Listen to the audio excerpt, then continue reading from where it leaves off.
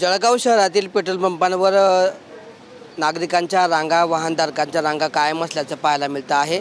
जळगाव शहरातील मोहाडी रोड परिसरातील पेट्रोल पंपावर आहोत आपण। हा पेट्रोल पंप जो आहे सकाळी 7 वाजता उघडताबरोबरच या ठिकाणी जे आहे लोक कॅन घेऊन जे आहेत रांगेत उभं असल्याचं पाहायला मिळतं। आपण दृश्यांमध्ये बघतोय की कशा पद्धतीने नागरिकांनी जे आहे डिझेलचा भरण्यासाठी जे आहेत कॅना या ठिकाणी आणलेल्या आहेत आणि कॅनांमध्ये या ठिकाणी जे आहे पंपावर जे आहे डिझेल दिले जात असल्याचं पाहायला मिळतं आहे। एकंदरीतच काल रात्रीच या ठिकाणी जो आहे या पेट्रोल पंपावर जो आहे पेट्रोल डिझेलचा जो आहे तो साठा उपलब्ध झाला होता। त्यानंतर काल दिवसभर जो आहे हा पेट्रोल पंप बंद होता।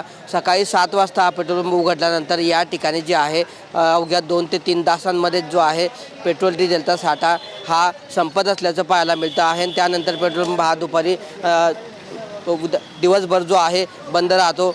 मात्र काल रात्री जो आहे या ठिकाणी साठा उपलब्ध झाला आणि त्यानंतर सकाळी पेट्रोल पंप उघडताबरोबरच या ठिकाणी जे आहे वाहनांच्या रांगा लागायला सुरुवात झालेली आहे। दुसरीकडे आपण जर बघितलं तर या ठिकाणी जे आहे कॅन घेऊन जे आहे नागरिक रांगेत देखील उभं असल्याचं चित्र या ठिकाणी पाहायला मिळतं आहे। सलग 5वा दिवस आहे आणि 5वा दिवस या ठिकाणी उजाडल्यानंतर आता या पेट्रोल पंपावर जे आहे सलग 5 दिवसापासून जे आहे सकाळच्या सुमारास वाहनधारकांची जी आहे नागरिकांची मोठी गर्दी होत असल्याचं चित्र या ठिकाणी पाहायला मिळतं आहे।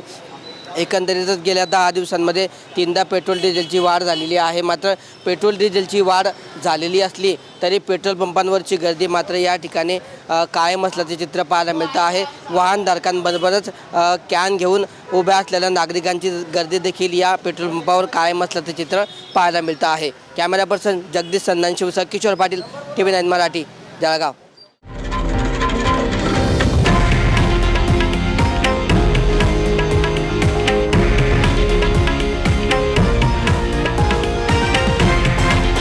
हे आहे देशातील नंबर 1 न्यूज नेटवर्क आणि आपण पाहत आहात TV9 मराठी, एकमेव।